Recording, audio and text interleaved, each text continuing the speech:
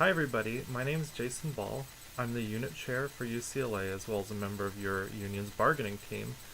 I'm here to provide our first video update and brief because we started bargaining last week, and I'm really happy to report that great many rank and file members showed up last week to participate in bargaining, which is going to make all the difference. The more members that we have showing up to session and participating in bargaining activities, the greater chance we're going to have of actually winning a great contract. The next thing I'd like to report is that first thing that we're negotiating is the ground rules that we'll use to negotiate.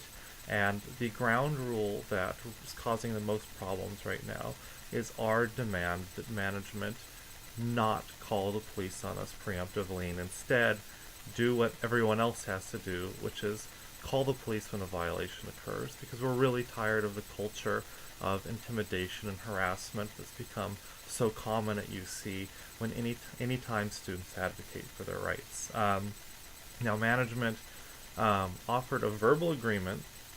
They offered a verbal agreement, but is unwilling to commit to actually following that in writing.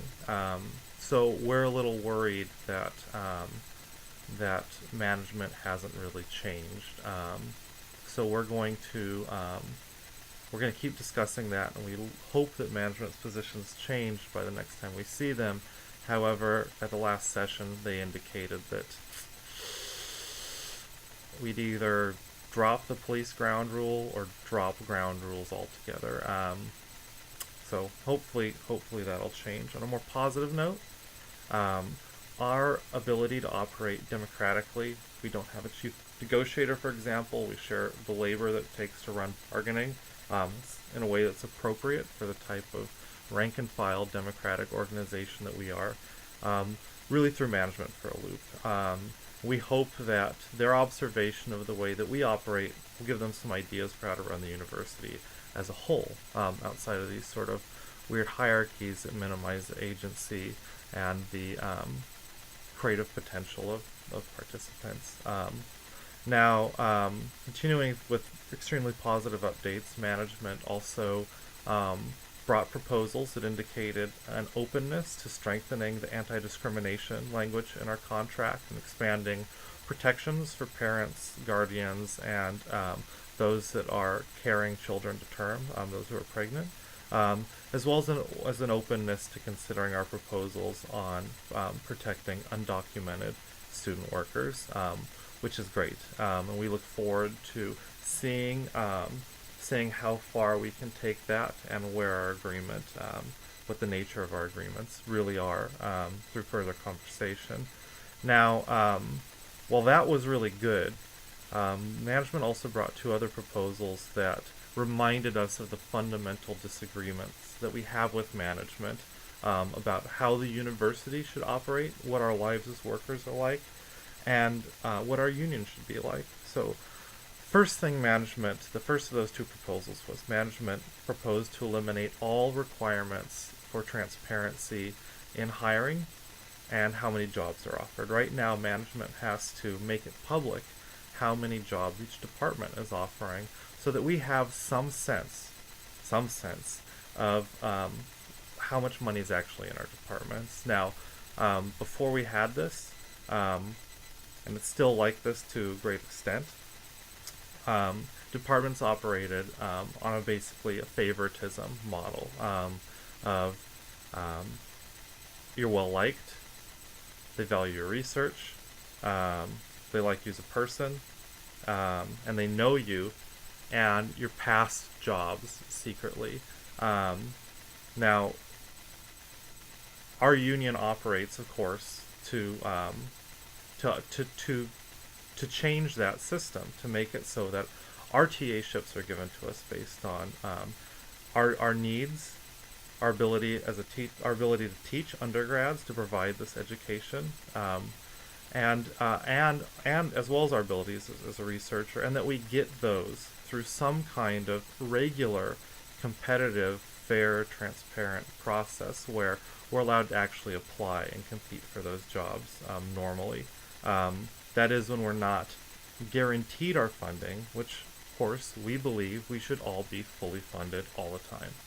Now, while management proposed to eliminate all transparency requirements, it is important to note that the current transparency language in our contract isn't really good, and it does need some changes. There's no while it tells us the number of jobs offered in each department, it doesn't tell us how to apply or who to contact, and that sort of thing. So we would like to see things move in that direction rather than back to the old way of doing things before there was a union at all. Now the next issue is what they're called a proposal on waivers, and they want to add language to our contract that'll make it impossible for us to advocate for student workers unless what we say is already in the contract, unless what we're advocating for is an issue that's defined in the contract. And if it's not, we're in violation of the contract. So right now at UCI, for example, the union's been involved in housing, but housing's not in our contract. Now, if their proposal passes, if the union at UCI continues to advocate for fair and affordable housing, they would be violating the contract. So obviously, this is the management telling us how our union should be governed, using the contract as a way to preempt union democracy, and it's totally unacceptable. So we'll be working with management to explain to them why the contract dictating the issues our members can take up and advocate for is inappropriate. But again, it represents a fundamental disagreement about what the role of the union in the university should be. And that's in our opinion, that's a disagreement that only the members of this union can arbitrate, and they can't do so in a way that would prevent future generations of union activists from fighting for what's important to them. Now, before I conclude, I'd just like to say that this is our union. It belongs to all of us, and while we intend to do the best job we possibly can at the table, we won't be able to win this campaign unless we all join together and sacrifice together to show management how serious our situation is and how much all student workers are behind our contract demands. So we hopefully will see you next week, this Tuesday and this Monday at Santa Barbara. We need you out there, and I have no doubt that over the next year, as we work to bring these demands into reality, that we can win as long as you're with us. So thank you very much.